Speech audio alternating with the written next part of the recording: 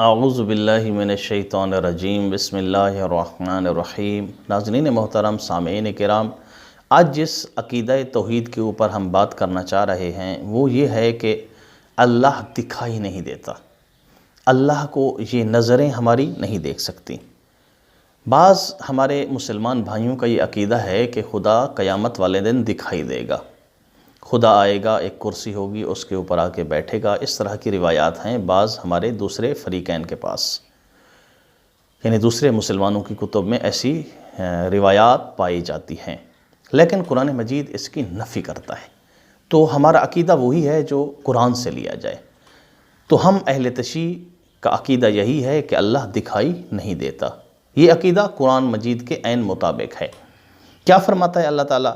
اللہ تعالیٰ فرماتا ہے لا تدرکہ الابصار، اس کو آنکھیں نہیں دے سکتی، اس کو اللہ تعالیٰ کو آنکھیں درک نہیں کر سکتی۔ وَهُوَ يُدْرِكُ الْأَبْصَارَ، وہ آنکھوں کو دیکھتا ہے، وہ آنکھوں کو درک کرتا ہے۔ وَهُوَ لطیف الخبیر، اور وہ نہایت باریک بین اور بڑا باخبر ہے۔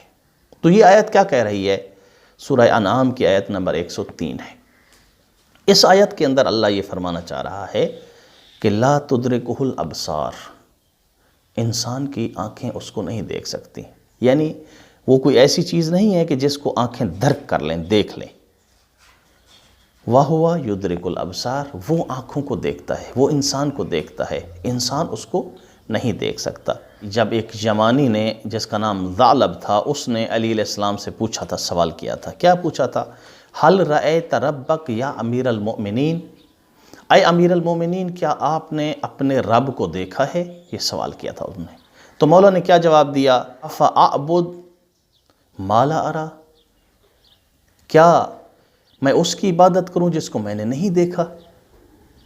تو اس سے کیا ظاہر ہوتا ہے؟ اس سے ظاہر ہوتا ہے کہ علی علیہ السلام نے اللہ کو دیکھا ہے، لیکن آگے جا کر خود علی علیہ السلام اس کی وضاحت کرتے ہیں کہ ہو سکتا ہے سننے والا یا دیکھنے والا یہ تصور کر لے کہ علی علیہ السلام نے اللہ کو دیکھا ہے۔ آگے چل کر خود وضاحت کرتے ہیں کہ میرا دیکھنا کون سا دیکھنا ہے، ان آنکھوں سے دیکھنا ہے یا دل سے دیکھنا ہے۔ فرماتے ہیں کیف ترا، اس نے پوچھا، یمانی نے پوچھا، اے امیر المومنین آپ نے کیسے اللہ کو دیکھا؟ تو علی علیہ السلام نے فرمایا لا تدرکہ العیون بمشاہدۃ العیان وَلَكِنْ تُدْرِكُهُ الْقُلُوبُ بِحَقَائِقِ الْإِيمَانِ، یہ ظاہری آنکھیں اس کو نہیں دیکھ سکتی، بلکہ میں اللہ کو اپنی ایمانی آنکھوں سے دیکھتا ہوں، اپنے دل کی آنکھوں سے دیکھتا ہوں۔ یعنی جب ایک بندہ کلمہ پڑھتا ہے، مسلمان ہوتا ہے، تو ایسا نہیں کہ اس نے اللہ کو نہیں دیکھا، پہلے وہ کافر تھا، اس نے نہیں دیکھا ہوا تھا، اب جب کلمہ پڑھ لیا تو دیکھ لیا، نہیں۔ علی علیہ السلام اس میں فرمانا یہ چاہتے ہیں کہ میں نے اس کو اس ظاہری آنکھوں سے نہیں دیکھا، بلکہ کس سے؟ ایمانی کیفیت سے اس کو پرکھا ہے۔ جب ایک کافر مسلمان ہوتا ہے تو ایسا نہیں ہوتا کہ پہلے اس نے نہیں دیکھا ہوتا، اب اس نے دیکھا اور مسلمان ہو گیا، نہیں، ایسا نہیں ہے۔ بلکہ بات یہ ہے کہ پہلے اس نے نہیں دیکھا، یعنی کیا مطلب؟ پہلے اس نے اپنے ایمان کی آنکھوں سے نہیں دیکھا ہوا تھا، اب جب اس کے ایمان نے اللہ کو پا لیا ہے، یعنی انہوں نے دل کی آنکھوں سے، معرفت کی آنکھوں سے اللہ کو دیکھ لیا ہے، تو اب وہ کیا ہو جاتا ہے؟ مسلمان ہو جاتا ہے۔ یہی چیز علی علیہ السلام فرما رہے ہیں کہ لا تدرکہ العیون، اس کو یہ آنکھیں درک نہیں کر سکتیں، بمشاہدۃ العیان، جس طرح یہ آنکھیں یہ ظاہری چیزوں کو کیا کرتی ہیں؟ درک کرتی ہیں، دیکھتی ہیں۔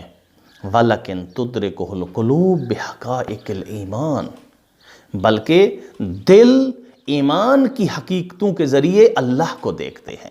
جب ایک بندہ مسلمان ہوتا ہے، اللہ کو مانتا ہے، تو اس کا دل گویا کہ اللہ کو دیکھ رہا ہوتا ہے۔